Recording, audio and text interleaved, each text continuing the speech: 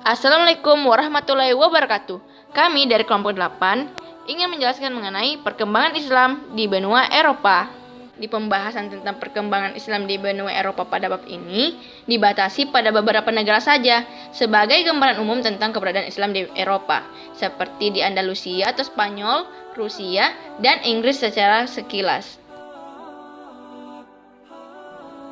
Sejak pertama kali Islam di tanah Spanyol hingga jatuhnya kerajaan Islam di sana, Islam memainkan peranan yang sangat besar. Masa itu berlangsung lebih dari 7,5 abad. Sejarah panjang yang dilalui umat Islam di Spanyol itu dapat dibagi menjadi 6 periode. Periode pertama dari tahun 711 hingga 755 Masehi. Pada periode ini, Spanyol berada di bawah pemerintahan para wali yang diangkat oleh Khalifah Bani Umayyah yang berpusat di Damaskus. Andalusia secara politis belum stabil, masih terjadi perebutan kekuasaan antar elit penguasa. Stabilitas politik negeri Spanyol belum tercapai secara sempurna. Gangguan-gangguan masih terjadi, baik datang dari luar maupun dari dalam. Karena seringnya terjadi konflik internal dan berperang menghadapi musuh dari luar, maka dalam periode ini Islam Spanyol belum memasuki kegiatan pembangunan di bidang peradaban dan kebudayaan. Periode kedua dari tahun 755 hingga 912 Masehi. Pada periode ini, Spanyol berada di bawah pemerintahan seseorang yang bergelar Amir, sebutan untuk panglima atau gubernur, tetapi tidak tunduk kepada pusat pemerintahan Islam yang ketika itu dipegang oleh Khalifah Abbasiyah di Baghdad. Amir pertama adalah Abdurrahman I. Pada periode ini, umat Islam Spanyol mulai memperoleh kemajuan, baik di bidang politik maupun di bidang peradaban. Abdul Al-Rahman Al-Dakil mendirikan Masjid Cordova dan sekolah di kota-kota besar Spanyol. Pemikiran filsafat juga mulai masuk pada periode ini, terutama pada zaman Abdurrahman Al-Ashad. Ia mengundang para ahli dari dunia Islam lainnya datang ke Spanyol, sehingga kegiatan ilmu pengetahuan di Spanyol mulai semarak. Periode ketiga dari tahun 912 hingga 1013 Masehi. Khalifah-khalifah besar yang memerintah pada periode ini ada 3 orang, yaitu Abdul Ar-Rahman Al-Nasir, Hakam II, dan Hisham II. Pada periode ini, umat Islam Spanyol mencapai puncak kejayaan, menyaingi kejayaan Daulah Abbasiyah di Baghdad. Abdul Ar-Rahman Al-Nasir mendirikan Universitas Cordova. Perpustakaannya memiliki koleksi ratusan ribu buku. Pada masa ini, masyarakat dapat menikmati kesejahteraan dan kemakmuran. Pembangunan kota berlangsung cepat. Awal dari kehancuran Khalifah Bani Umayyah di Spanyol adalah ketika Hisham naik tahta dalam usia 11 tahun. Oleh karena itu, kekuasaan aktual berada di tangan para pejabat. Pada tahun 981 Masehi, Khalifah menunjuk Ibnu Abi Amir sebagai pemegang kekuasaan secara mutlak. Dia seseorang yang ambisius yang berhasil menancapkan kekuasaannya dan melebarkan wilayah kekuasaan Islam dengan menyingkirkan rekan-rekan dan saingannya. Atas keberhasilannya, ia mendapat gelar Al-Mansur Billah. Ia wafat pada tahun 1002 Masehi dan digantikan oleh anaknya Al-Musaffar yang masih mempertahankan keberhasilan dan keunggulan kerajaan. Akan tetapi, setelah wafat pada tahun 1008 Masehi, dalam beberapa tahun saja, negara yang tadinya makmur kemudian dilanda kekacauan. Akhirnya pada tahun 1013 Masehi, Dewan Menteri yang memerintahkan Cordova menghapuskan jabatan khalifah. Ketika itu Spanyol sudah terpecah belah dalam banyak sekali sebagai negara kecil. Periode keempat dari tahun 1013 hingga 1086 Masehi. Pada periode ini, Spanyol terpecah menjadi lebih dari 30 negara kecil di bawah pemerintahan raja-raja golongan atau Al-Mulukut Tawaif yang berpusat di suatu kota seperti Seville, Cordova, Toledo, dan sebagainya. Yang terbesar adalah Abadia di Seville. Pada abad ini, umat Islam Spanyol kembali memasuki masa pertikaian intern. Ironisnya, kalau terjadi perang saudara, ada di antara pihak-pihak yang bertingkah itu yang meminta bantuan kepada raja-raja Kristen. Melihat kelemahan dan kekacauan yang menimpa keadaan politik Islam itu, untuk pertama kalinya, orang-orang Kristen pada periode ini mulai mengambil inisiatif penyerangan. Meskipun kehidupan politik tidak stabil, namun kehidupan intelektual terus berkembang. Periode kelima dari tahun 1086 hingga 1248 Masehi. Pada periode ini, umat Islam Spanyol di bawah kekuasaan orang barbar dari Afrika Utara. Mula-mula, Barbar dipimpin oleh Yusuf bin Tashfin mendirikan Daulah Murabitin, kemudian datang ke Spanyol untuk menolong umat Islam mengusir umat Kristen yang menyerang Seville pada tahun 1086 Masehi. Ketika dinasti ini melemah, dinasti tersebut digantikan oleh dinasti barbar lain, yaitu dinasti Muwahhidin. Dinasti Muwahhidin datang ke Andalusia dipimpin oleh Abdul al-Mu'min. Pada masa itu, putranya Abu Ya'qub Yusuf bin Abdul al-Mu'min, Andalusia mengalami masa kejayaan. Kota-kota muslim penting seperti Cordova, Almeria, dan Granada jatuh ke bawah kekuasaannya.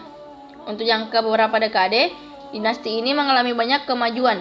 Kekuatan-kekuatan Kristen dapat dipukul mundur. Akan tetapi, sepeninggalan Abu Ya'qub Yusuf bin Abdul al-Mu'min, Al-Muwahhidin mengalami kelemahan tidak lama setelah itu. Muwahhidin mengalami keambrukan.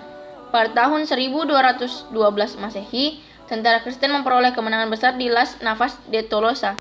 Kekalahan-kekalahan yang dialami Muwahhidin menyebabkan penguasanya memilih meninggalkan Spanyol dan kembali ke Afrika Utara pada tahun 1235 Masehi. Dalam kondisi demikian, umat Islam tidak mampu bertahan dari serangan-serangan Kristen yang semakin besar. Pada tahun 1238 Masehi, Cordova jatuh ke tangan penguasa Kristen dan Seville jatuh di tahun 1248 Masehi. Seluruh Spanyol kecuali Granada lepas dari kekuasaan Islam. Periode ke-6 dari tahun 1248 hingga 1492 Masehi. Pada periode ini, Islam hanya berkuasa di daerah Granada, di bawah dinasti Bani Ahmar. Peradaban kembali mengalami kemajuan seperti zaman Abdurrahman an-Nasir. Akan tetapi, secara politik, dinasti ini hanya berkuasa di wilayah yang kecil. Kekuasaan Islam yang merupakan pertahanan terakhir karena perselisihan orang-orang istana dalam memperebutkan kekuasaan, Abu Abdullah Muhammad merasa tidak senang kepada ayahnya karena menunjuk anaknya yang lain sebagai pengganti raja. Dia memberontak dan berusaha merampas kekuasaan. Dalam pemberontakan itu, ayahnya terbunuh dan digantikan oleh Muhammad ibnu Sa'ad. Kemudian Abu Abdullah meminta bantuan kepada Ferdinand dan Isabella untuk menjatuhkan kekuasaan Muhammad ibnu Sa'ad. Dua penguasa Kristen ini dapat mengalahkan penguasa yang sah dan Abu Abdullah naik tahta. Tentu saja Ferdinand dan Isabella yang mempersatukan dua kerajaan besar Kristen melalui perkenan itu cukup merasa puas. Keduanya ingin merebut kekuasaan terakhir umat Islam di Spanyol. Abu Abdullah tidak kuasa menahan serangan-serangan orang Kristen dan pada akhirnya mau kalah. Ia menyerahkan kekuasaan kepada Ferdinand dan Isabella, kemudian hijrah ke Afrika Utara. Dengan demikian berakhirlah kekuasaan Islam di Spanyol tahun 1492 Masehi. Gerakan kerajaan Kristen Granada melakukan pemaksaan orang Islam untuk memeluk Kristen. Buku-buku tentang Islam dibakar.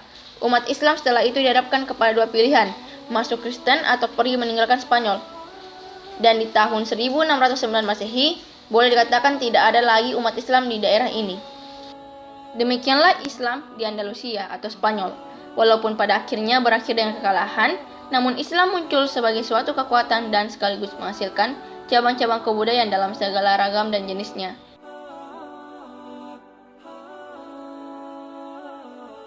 Saya Triandini Larasati Sekar Arum, nomor urut 32, ingin menjelaskan tentang perkembangan Islam di Rusia. Islam di Rusia adalah agama terbesar kedua setelah Kristen Ortodoks, yakni sekitar 21-28 juta penduduk atau 15-20% dari sekitar 142 juta penduduk. Kehidupan Muslim di Rusia saat ini membaik jika dibandingkan dengan masa kekuasaan komunis dahulu. Untuk pertama kalinya dalam sejarah Rusia, pemimpin Rusia Vladimir Putin memasukkan menteri Muslim dalam kabinetnya dan mengakui eksistensi Muslim Rusia. Muslim pertama di wilayah Rusia modern adalah masyarakat Dagestani di kawasan Derben. Setelah penaklukan Arab abad ke-8, negeri Muslim yang pertama adalah Volga, Bulgaria. Pada tahun 1922, kaum Tartar mewarisi agama Islam dari negeri itu. Kemudian kebanyakan orang Turki, Eropa, dan Kaukasia juga menjadi pengikut Islam. Islam di Rusia telah hadir lalu berkembang pada awal penaklukan kawasan Volga Tengah pada abad ke-16, yang membawa orang Tartar dan orang Turki lainnya ke kawasan Volga Tengah ke dalam negeri Rusia. Pada abad ke-18 dan ke-19, penaklukan Rusia di kawasan Kaukasus Utara membawa orang-orang Muslim di kawasan ini seperti Dagestan, Chechen, Sirkasia, Ingush, dan lain-lain ke daerah pelosok dan negara Rusia. Kievan Rus juga telah mendapat kesempatan untuk memeluk Islam dari misionaris Volga Bulgaria, tetapi orang Slavia Timur menerima agama Kristen. Menurut United States Department of State, terdapat sekitar 25-31 juta jumlah penduduk muslim di Rusia. Sekurang-kurangnya 29-41% jumlah penduduk negara ini dan membentuk agama mayoritas yang terbesar. Masyarakat besar Islam dikonsentrasikan di antara warga negara minoritas yang tinggal di antara Laut Hitam dan Laut Kaspia. Saat ini terdapat lebih dari 2 juta penduduk beragama Islam di Moskow. Secara resmi jumlah masjid di Rusia mencapai 6.790 masjid, namun jumlah sebenarnya jauh lebih besar dan terus bertambah. Di Dagestan saja terdapat antara 2.000 sampai 3.000 masjid. Dalam 10 tahun terakhir, jumlah masjid di Tatarstan telah melebihi 2.500. Di ibu kota Rusia dengan jumlah pemeluk Islam yang melebihi 6 juta orang, terdapat 20 komunitas muslim dan 5 masjid. Menurut pakar data Rusia, sedikitnya terdapat 9.000 masjid di Rusia. Menurut data register negara, kini telah tercatat 4.831 organisasi keagamaan muslim lokal. Jumlah terbesar organisasi-organisasi keagamaan muslim terdaftar di daerah Volga 1945, diikuti Kaukasus Utara 980 dan Ural 316. Sedangkan jumlah organisasi keagamaan muslim di daerah lainnya lebih kecil. Mayoritas muslim di Rusia adalah Sunni. Terdapat 2 mazhab di Rusia, yaitu mazhab Syafi'i di Kaukasus Utara dan mazhab Hanafi di wilayah negara lainnya. 3 organisasi muslim menurut status Dewan Federal Pusat adalah 1. Dewan Mufti Rusia, berbasis di Moskow. Pemimpinnya Mufti Rafil Gainuddin. Dewan ini memimpin 1.686 komunitas. 2. Administrasi Keagamaan Pusat dari Muslim Rusia, berbasis di Ufa, dipimpin oleh Mufti Talgat Tajuddin dan mempersatukan 522 komunitas. 3. Pusat Koordinasi Muslim di Kaukasus Utara yang dipimpin oleh Ismail Berdiev, Mufti Karachay Cherkassia dan wilayah Stavropol dan terdiri dari 830 komunitas. Dalam beberapa tahun terakhir, hubungan antara Muslim di Rusia dan di Indonesia telah meningkat karena pekerjaan yang baik dan usaha yang dilakukan oleh Dubes Indonesia, Bapak Hamid Awaluddin, dan diplomat M. Aji Surya dan Enjai Diana.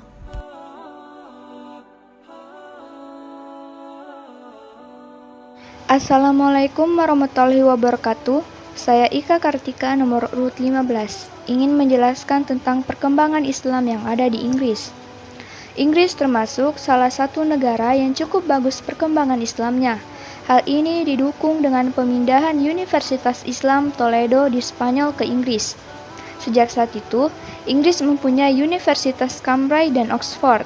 Mozarabbes salah satu tokoh yang amat berjasa dan aktif dalam penyebaran ilmu pengetahuan agama Islam. Ia mengganti namanya menjadi Petrus Alfonsi dan beliau menjadi dokter istana Raja Henry I.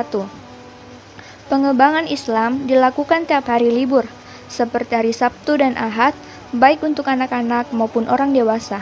Beberapa organisasi Islam yang ada di Inggris adalah 1. The Islamic Council of Europe atau Majelis Islam Eropa, berfungsi sebagai pengawas kebudayaan Eropa. 2. The Union of Muslim Organization, Persatuan Organisasi Islam Inggris. 3. The Association of British Muslim, atau Perhimpunan Muslim Inggris. 4. Islamic Foundation dan Muslim Institute. Keduanya bergerak di bidang penelitian, beranggotakan orang-orang Inggris dan imigran. Di pusat kota London dibangun Central Mosque atau Masjid Agung yang selesai pembangunannya pada tahun 1977, terletak di Regent's Park dan mampu menampung 4.000 jamaah, dilengkapi perpustakaan dan ruang administrasi serta kegiatan sosial.